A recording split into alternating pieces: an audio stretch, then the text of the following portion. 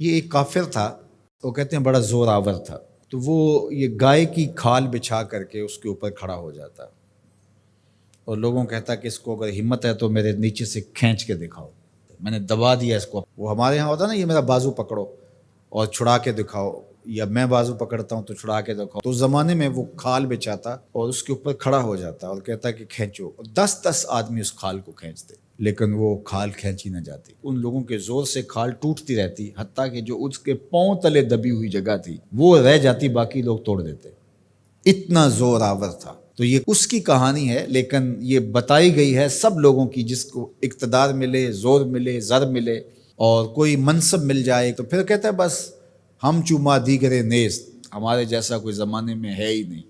اس نے کہا زمانے میں بندے دو ہی ہیں، ایک تو اور ایک میں۔ اس نے کہا اگر صحیح چھان نہ لگائیں تو میں ہی میں ہوں، تو بھی نہیں ہے۔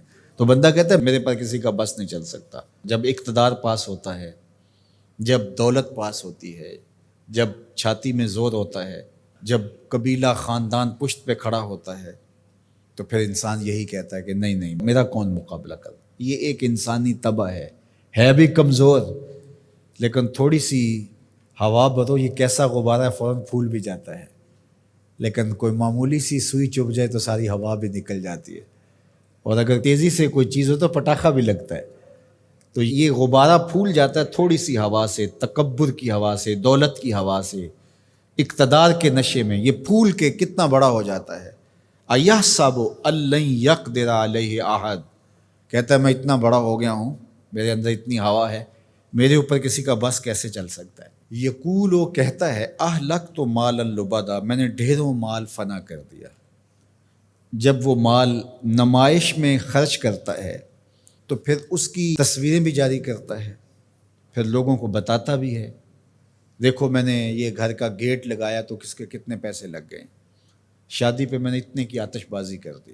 پہلے تو کہتا ہے میرا کوئی بگاڑ نہیں سکتا، میں طاقتور ہوں، میں بڑے بڑے ڈاکٹروں سے علاج کروا سکتا ہوں، کوئی مجھے تکلیف نہیں پہنچا سکتا، میرے اثر و رسوخ بہت سارے ہیں، کچہریاں میں خرید لیتا ہوں، تھانے میں خرید لیتا ہوں، کیسے ہو سکتا ہے، میں طاقتور ہوں، میرا اثر و رسوخ بہت ہے۔ پھر کہتا ہے میں نے فلاں معاملے میں اتنا مال لگا دیا، اتنا مال فلاں لگا دیا۔ وہ اپنے مال کے فضول خرچ پر لوگوں سے داد لے رہا ہوتا ہے۔ اللہ اکبر۔ اَيَحْسَبُ أَن لَّمْ يَرَهُ أَحَدٌ، یہ اس کی ساری بات بیان کرنے کے بعد اب یہ دیکھیے، اَيَحْسَبُ، وہ گمان کرتا ہے، وہ بھول گیا ہے، فراموش کر گیا اس بات کو، أَن لَّمْ يَرَهُ أَحَدٌ، کیا اس کو کسی نے نہیں دیکھا؟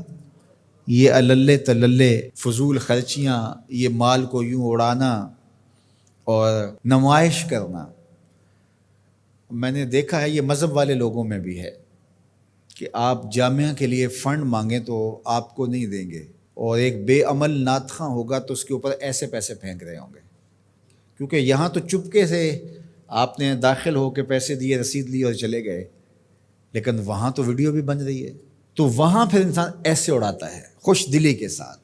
وہ خوش دلی روحانی تسکین کی نہیں ہوتی، وہ نفس کی تسکین ہوتی، حظ روح نہیں ہوتا، حظ نفس ہوتا ہے۔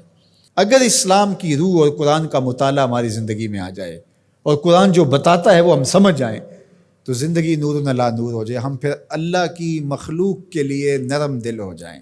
کل اب جس طرح باپ بیٹوں کے لیے ہوتا ہے، اس طرح حضور علیہ السلام کی امت کے لیے ہماری شفقت ہونی چاہیے۔ فرمایا یہ ایک دیوار کی طرح ہے۔ اسلام کی تعریف کیا کی گئی ہے؟ مسلمان وہ ہے کہ جو رات کو 100 نفل پڑھتا ہے، مسلمان وہ ہے جو دن کو اتنے پارے ختم کرتا ہے، نہیں، المسلم من سلم المسلمون من لسانہ و یدہ، مسلمان وہ ہے جس کے ہاتھ اور جس کی زبان سے دوسرا مسلمان محفوظ ہو۔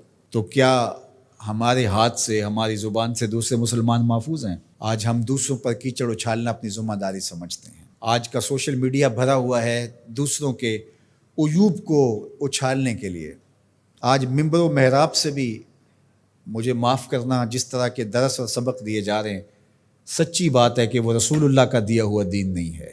قرآن ہمیں بتاتا ہے تم ایسے بن جاؤ کہ تمہارا وجود نافع ہو، جدھر سے گزرتے جاؤ خوشبو پھیلتی چلی جائے، تمہارے انفاس کی مہک سے اجالے ہوں، تم فارمی چوزے نہیں ہو کہ ہر وقت اپنے ہی آرام کی تلاش میں رہو، تم لوگوں کو راحت پہنچانے کے لیے ہر وقت مستعد اور فعال رہو۔